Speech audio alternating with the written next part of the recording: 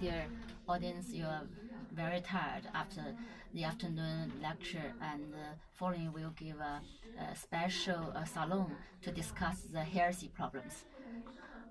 We can see that in the afternoon session, it is for the doctors, and all the doctors are very pay much attention to this cardiovascular disease prevention.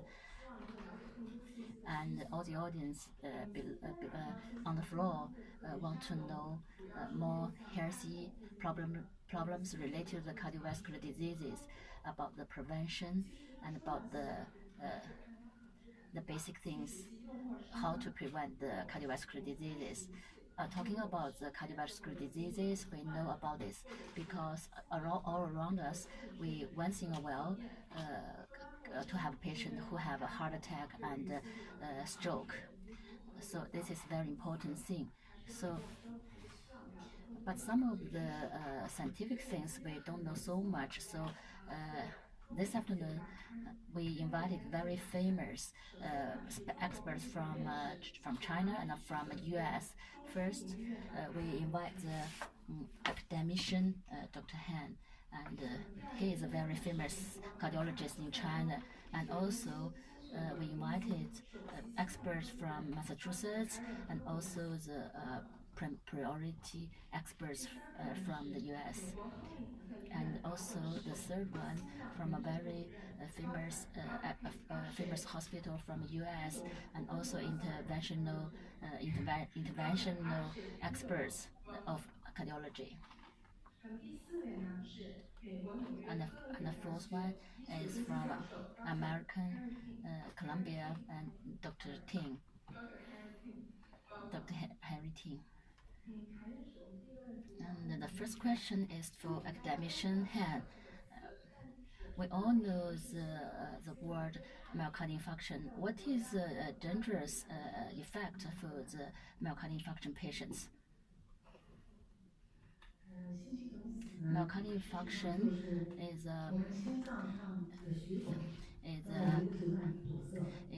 necrosis of the muscle due to the coronary vessel block. If this block lasts for about 20 to 30 minutes, the muscle will die. So we call this the acute myocardial infarction. And we also the necrosis of the muscle, of the heart muscle. And how this occur, as we always say, as a proverb said, that this is not a one-day thing. It's a long time accumulation of the bad habit, and also some risk factors accumulated in the long run, such as smoking, drinking, and a bad habit of eating, and the psychological disorder, and the bad lifestyle. And so the blood vessel can accumulate some bad things which will block the blood vessel. And just like the pipeline, we use the water pipeline, and when we don't use them, when we let the pipeline doesn't have the water flow so well, so it can block. So when in the daily life, the patient will have no symptoms when they are at rest, but when they exercise or when they make some efforts, they will have symptoms. And what is more dangerous is when we encounter some trigger, maybe the plaque will disrupt and cause the block of the blood vessel. And what kinds of plaque can be disruptible so easily? When the plaque have a very thin cap, but the inner things are so large that can erupt very easily. But how can the cholesterol or the lipid go into the vessel? So we talk from the start.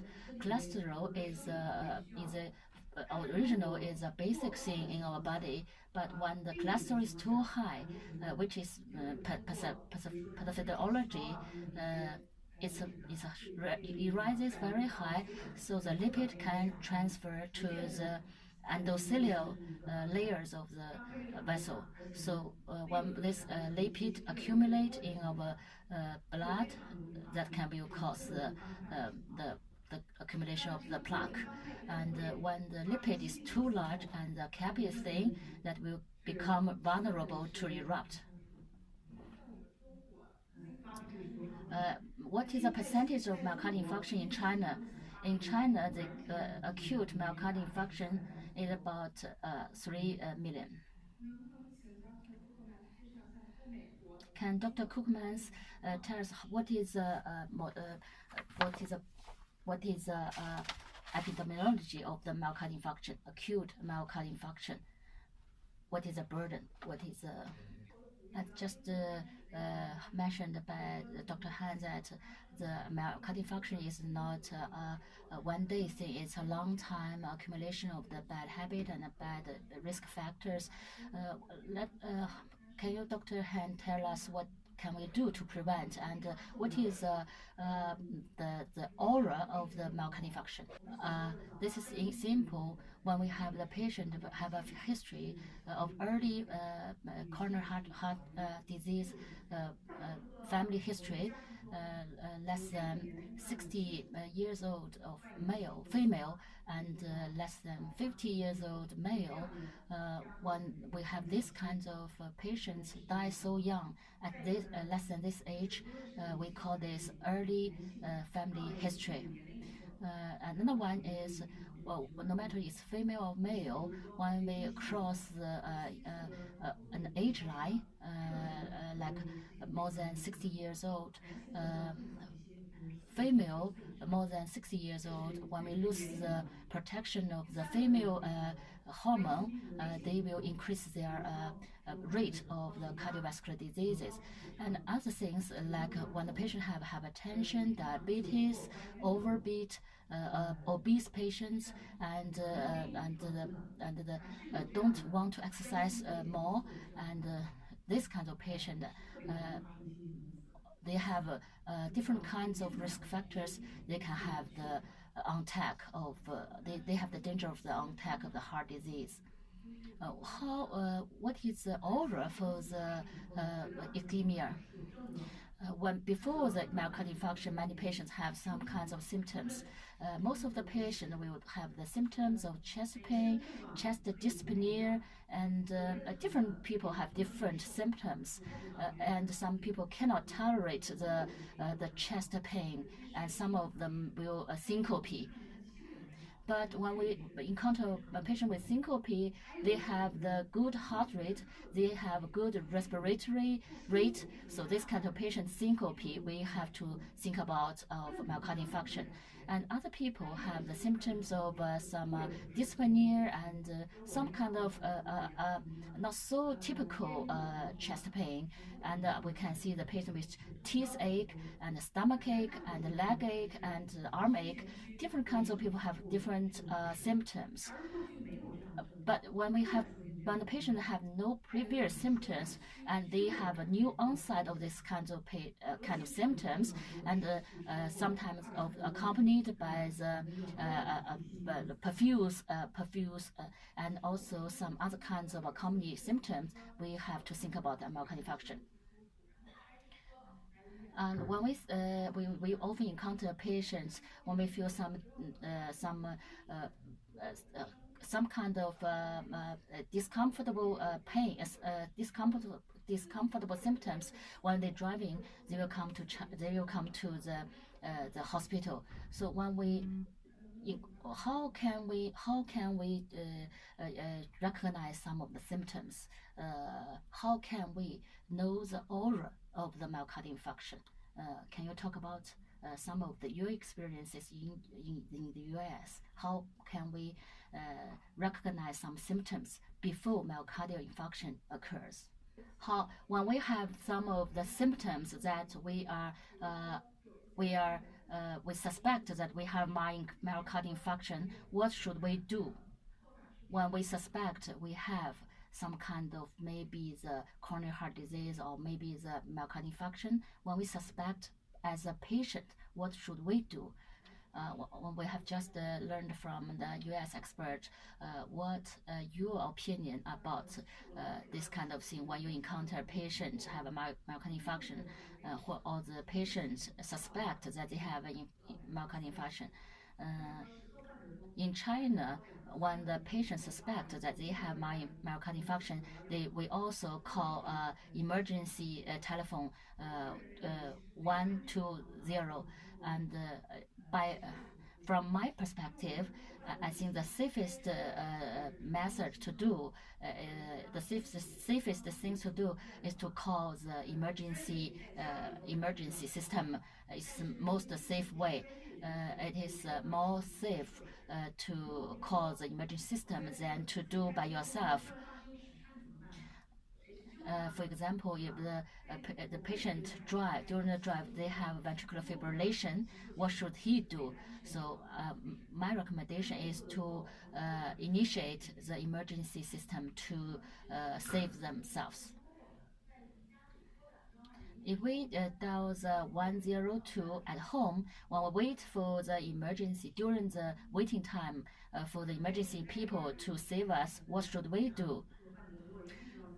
Number one, we waiting for the emergency system to save us. When we wait at home, we should first open the door. Especially we should do not do the things to lock the door. We do not do that. The second one is do not be panic. You stay calm, to stay at bed, to save the oxygen as much as possible. The third one, if you have some medication, for example, aspirin or nitrates or beta blockers, if you have these kind of medications, especially for the elderly people, for the old patients who have these kind of things by their side, so they can take this kind of medication. But we should not take these medications randomly. Previously we have got some advice from the doctors. So first, when we open the door, after we call the emergency system, we open the door and also call the relatives of ourselves. What your do you have some other recommendations following Dr. Han's recommendation? As we all know, that the myocardial infarction can put danger to our life. And when we save the myocardial infarction patients, it's lucky.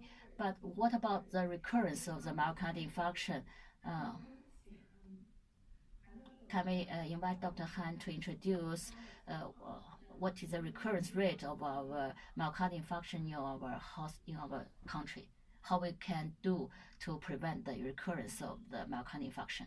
Let's invite Dr. Kookmans to give some experience how we can take some method to prevent the recurrence of the myocardial infarction. What should we do? Dr. Han, as in our hospital, we also should pay attention to the recurrence of the heart attack. I agree with Dr. Kookmans' comment. According to the statistics of the US, after the myocardial infarction, after discharge, the recurrence rate is about 5 to 7 times higher than the people who don't have the first attack.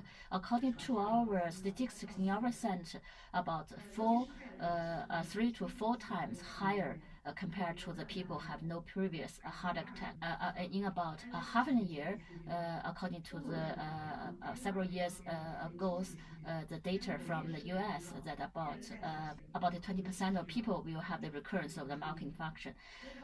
According to our experiences in China, we also see that about 20 many patients have the recurrence rate within the half a year. So during this time, the patients are very vulnerable. no matter the physiology or the psychological. So as a cardiologist, we should help our patients to set up the confidence and to cooperate with our doctors to rehabilitate. In last year, we set up a rehabilitation center in our center. You know that in our center we have a very high rate of the PCI, but we found that many patients after we do the PCI, the angina disappear, but they live an unhappy life. They are very anxious about their illness, and several patients, some of my patients have some unhappiness, especially depression, and something I don't want to talk about. And due to the myocardial infarction disease, he has depression, and due to the depression, he has things that we don't want. So I think that when we open the vessel of the patient, but he doesn't live a happy life. So I think so in about 2015 years, we we set up a rehabilitation center in our hospital. And yesterday, the expert from ACC take a tour around of our rehabilitation center. Even though we don't have a large area for this rehabilitation, but they live very happy, and they cannot find a good entrance to cooperate to get contact with the physician. No, one day they will told us that when they have some things they want to ask, they cannot find the right physician to ask. So through this rehabilitation center, we have the rehabilitation clinic, and we have the window for the patient to find us, to contact us. So I think we have to have a very special clinic to help people to rehabilitate. And we will do some psychological assessment and the smoking counsel guidance, and also the right medication guidance. And the patients find that they can have a very good relationship with the physicians. They have a good window to get in touch with us. So this rehabilitation center, we can treat our patients in the long run, and we can get our patients more happy. We think we do a good thing for the patients, even though the area is so large compared to our PCI room, but we know it's very precious and very valuable for the patients. So when all the patients to the rehabilitation room is from our hospital, yes, most of them are coming from a hospital, and also from other hospitals, because the patient heard from other physicians that we have this rehabilitation center, so they will come to us to get help. As Dr. Han just mentioned, that you have get around, get a tour to the rehabilitation center. What's your comment about Dr. Han's rehabilitation center? What's your comment about the rehabilitation activities? Do you have some suggestions or comment about Dr. Han's rehabilitation center? Dr. Han, in our rehabilitation center, we have adopted many rehabilitation methods to adopt, especially the medication method. When you help the patient to do the medication adjustment, what you experience to help the patient to adherence to the medication. In our rehabilitation center, we have 5 kinds of methods. One of them is to prescribe statins and antiplatelet medication and other medications to prevent the myocardial infarction. We call this pharmacological prescription. In Spring Festival, I will be on duty every year on that day. In Spring Festival, on the eve of the Spring Festival, I will tour around of the world especially during the holiday, the very severe patient will stay in the hospital. I remember about 4 or 5 years ago, one of during one of my tours, I encountered a myocardial infarction complicated by very severe complications, and we have used some kind of medication. During that years, we the beta blocker we use very low dosage, and some of the startings we use very low dosage. When I get a tour around of the world, my doctors on duty they prescribe such low dosage of statins and beta blockers. And when I get the tour around of the world, I educate my physicians, and according to the recent guidelines, that we use too low dosage of the beta blocker and too low percentage of the statins prescribed to our medication. So during that tour around of the world, I correct the action of the physicians. So after 4 or 5 years, still I will be on duty on the eve of the Spring Festival, and I'm very glad to see that when I take a tour on the world, I see the patient mostly prescribed to statins and low dosage of beta blockers, and also the P2 Y12 prescription inhibitor prescription is also very high rate of the prescription rate.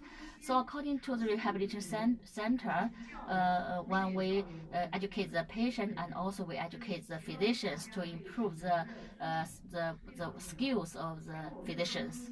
So this rehabilitation center, every week we will educate the patient and their relatives, and every time we have got about 50 patients or their relative to attend, and the lecturer is our physician. And during their through all these procedures, that the physician and the patients have very good impression of the medication they take. So we through doing this, that we improve the adherence of the patient to the guideline evidence-based guideline guided medication. When we talk about the medication, we all talk about adherence rate of the patient.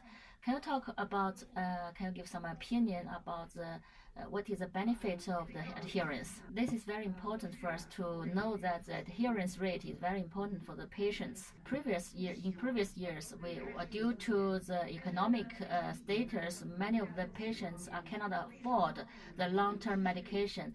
But through all these years in China, we have more coverage of the Medicare. So including statins and antiplatelet agents, we have Medicare covered these kinds of medications. So more and more patients can afford to eat these kinds of medication, and also the higher rate of the high rate of the adherence. Also, the idea of the patient is very important. When I encounter some of my patients who are ignorant of their status of they don't know so much about the medication, the importance of the medication for their disease. So the patient don't take the medication after several weeks or several months. So they do not take the medication, which causes the patient to have the recurrence of the cardiovascular disease. Especially PCI patients. Even though the restenosis rate we have a restenosis rate, but it's very low when we take the medication regularly, and ideally, the patient when they have a PCI, the restenosis rate. He come back to the hospital three times because of the restenosis of the vessels that I put the PCI, put the stent in. So when I educate the patient more and more, and the patient have the know the importance of taking medication, so he can take the medication regularly, and he did not come back to the hospital again for the restenosis of the stents. We should educate our patients that the evidence-based medication is more important compared to what they think by themselves. According to Dr. Han, that adherence rate to increase the adherence rate of the medication is very important for both for the patient and the physician. Can you tell us about the adherence rate and your experience in the U.S. about the adherence rate, how to increase the adherence rate? We all know that in recent years the myocardial infarction rate decrease. Can you tell us what's your idea about the factors that influence the decrease rate of the myocardial infarction in recent years? Smoking cessation work in our hospital, in China, also we're pushing this as a Chinese cardiology. You know more about the prevention work in China. As for you, how we can do have the decrease curve point to come early. To control the risk factors is very important to decrease the heart rate. According to the statistics of our country, the dyslipidemia increased about 114%, and the coronary heart disease the rate increased 69%. And among the patients, we have three risk factors: hypertension, hyperglycemia, and hypertension. We have all these risk factors combined. These three factors occur in many of our Chinese patients. So we have to control all these risk factors, which is most important. And the second one, the smoking that just mentioned by Dr. Ding, I put great value on the US, on the Americans' action to cut the smoking. As in China, we have a very large population of smoking people. Even though our country take many actions to cut the smoking rate, for example, airplanes and public places.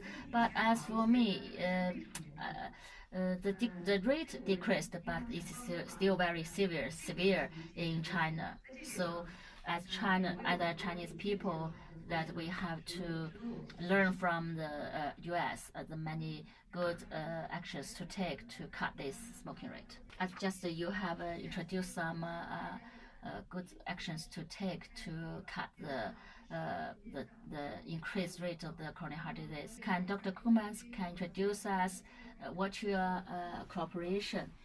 Can you introduce some of the cooperation between the CSC and ACC? Can you introduce us, Dr. Kuman? As Chinese cardiology, when we cooperate with the ACC members, what's your experiences? What's your actions to take to promote the cooperation between the two societies? In the previous years, we learned a lot from the U.S. specialists, U.S. experts. They do excellent work, especially the evidence-based medication, and also they go to the frontier to in the respect of the techniques and some medication. But in recent years, with the increase of advancement of China, our Chinese cardiologists want to try some new method and some new medication and new skills to promote the outcome of the patients of the cardiovascular disease. And also we anticipate more face-to-face experience exchange in the future. But in China, we have a large population. This is of special things. And we told the ACC expert, when the ACC expert tour around our hospital yesterday, I told them that we have a large population to do the PCR. They are alarmed. We as a cardiologist in China, we have many experiences to cope with very difficult cases. As you know, in China, the people will not go to the hospital unless they encounter very severe situations. So at the end of the disease, they will come to the hospital to seek help. So we have many experience to cope with very difficult cases. So as Chinese cardiologists, we have the privilege to have the experiences to cope with very difficult cases, and we can cope with the difficult cases a little more easier than the expert abroad. So we will we will learn more. We will learn more from the experts from abroad. And the last question, we exchanges ideas how to prevent, how to do when we encounter the myocardial infarction. And finally, I will ask each one of you to say something how to prevent the onset of the myocardial infarction, or can you say something? You have some what your suggestions? What do you have to say to our Chinese audiences to give some advice to prevent the cardiovascular diseases? One of them tell us. My comment is not the medication, it's not the stents that can save the patient. During all afternoons conferences, we discussed with Dr. Han and with the doctors in China. We are very good friends to stay together, to discuss and to cooperate all year round. We also should learn from Chinese cardiologists and also learn from the Chinese patients. They are very smart and they can modify and can change more. I myself is from Asia, and we will do much help. We'll give help to China, both me and the ACC members. And the key route is to cooperate with the cardiologists abroad. Cooperation. Can you say something? Can you say something to tell the audience what should they do to prevent the myocardial infarction? Doctor, say something. Can you say something to tell our audiences how to prevent the coronary heart disease? The topic of our project this afternoon is ACC and CSZ, the promotion project to achieve the decreased curving point, to take the action to promote this. As for the US, they have already achieved this, but in China, we still should do a lot to achieve this. Even though we have a different race, but both the US and China, we have a common mission. That is to let the cardiovascular diseases to go down dramatically. That is our common mission. Especially in China, we have such a large population. If we have the Chinese population to decrease the coronary heart disease, that will a big step for the world. So we Chinese cardiologists have a great mission, and the prevention is a better thing, not the treatment. So thank you all for attending these seminars and all this afternoon's lecture. And we recommend everybody to take the good lifestyle. Thank you very much.